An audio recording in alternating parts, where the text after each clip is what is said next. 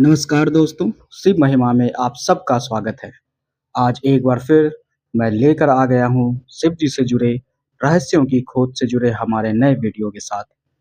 आज हम जानेंगे कि क्या हुआ था जब विष्णु जी के सबसे प्रिय भक्त नारद जी ने उन्हें ही श्राप दे दिया था। जी हाँ, आपने बिल्कुल सही सुना। नारद जी जो विष्णु जी के भक्ति में हमेशा लीन रहते हैं, उन्होंने विष्णु जी को ही श्राप दे दिया। कितनी अनोखी बात है ना।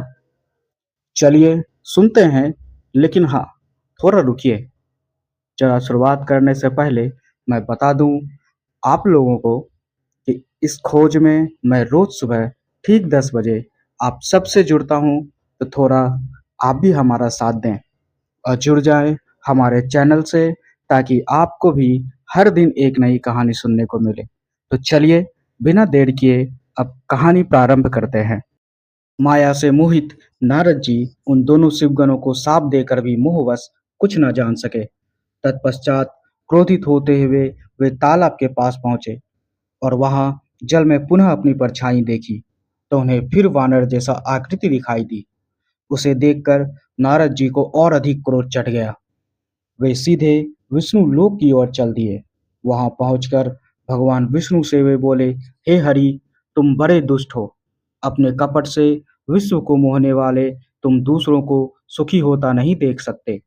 तभी तो तुमने सागर मंथन के समय मोहिनी का रूप धारण कर दैत्यों से अमृत का कलश छीन लिया था और उन्हें अमृत की जगह मदिरा पिलाकर पागल बना दिया था।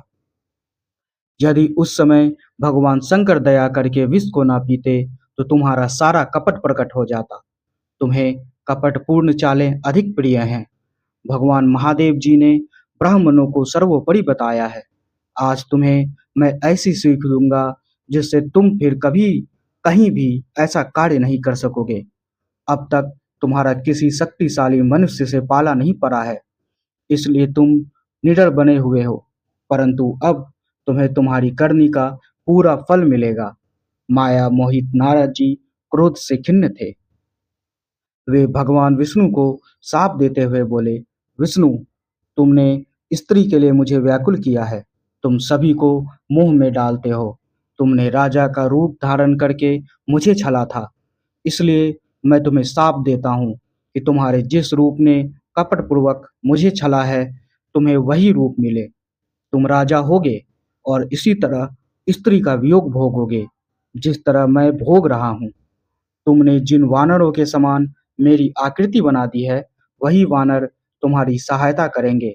तुम दूसरों को स्त्री वियोग का दुख देते हो, इसलिए तुम्हें भी यही दुख भोगना पड़ेगा। तुम्हारी स्थिति अज्ञान से मोहित मनुष्य जैसी हो जाएगी।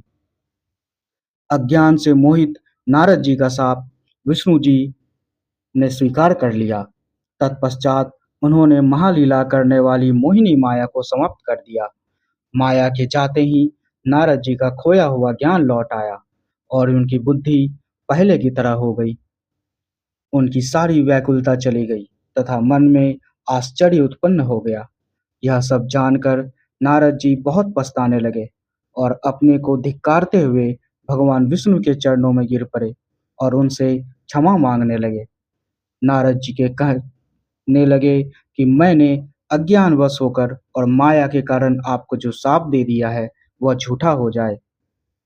भगवान, मेरी बुद्धि खराब हो गई थी, जो मैंने आपके लिए बुरे वचन अपनी ज़बान से निकाले। मैंने बहुत बड़ा पाप किया है। हे प्रभु, मुझ पर कृपा कर मुझे ऐसा कोई उपाय बताइए जिससे मेरा सारा पाप नष्ट हो जाए। कृपया मुझे प्रायश्चित का तरीका बताइए। तब विष्णु ने उन्हें उठाकर मधुर वाणी में कहा, हे महर्षि, आप दुखी ना हो। आप मेरे श्रेष्ठ भक्त हैं, इसमें कोई संदेह नहीं है।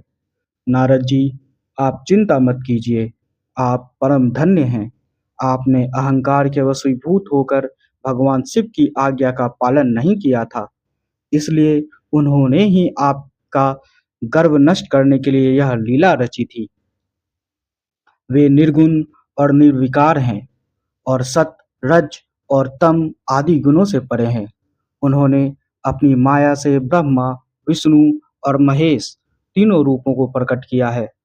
निर्गुण अवस्था में उन्हीं का नाम शिव है। वे ही परमात्मा, महेश्वर, परब्रह्म, अविनाशी, अनंत और महादेव नामों से जाने जाते हैं। उन्हीं की आज्ञा से ब्रह्मा जी जगत के सृष्टा हुए हैं। मैं तीनों लोकों का पालन करता हूँ और शिव जी रुद्र रूप में सबका संहार करते हैं। वे शिव स्वरूप सबके साक्षी हैं। वे माया से भिन्न और निर्गुण हैं। वे अपने भक्तों पर सदा दया करते हैं। मैं तुम्हें समस्त पापों का नाश करने वाला, भोग एवं मोक्ष प्रदान करने वाला उपाय बताता हूँ। अपने सारे शकों एवं चिंताओं को त्याग कर भगवान शंकर की यश और कीर्ति का गुणगान करो और सदा अन्यायी भाव से शिव जी के सतनाम स्रोत का पाठ करो। उनकी उपासना करो तथा प्रतिदिन उनकी पूजा अर्चना करो। जो मनुष्य शरीर, मन और वाणी द्वारा भगवान शिव की उपासना करते हैं, उन्हें पंडित्य या ज्ञानी कहा जाता है।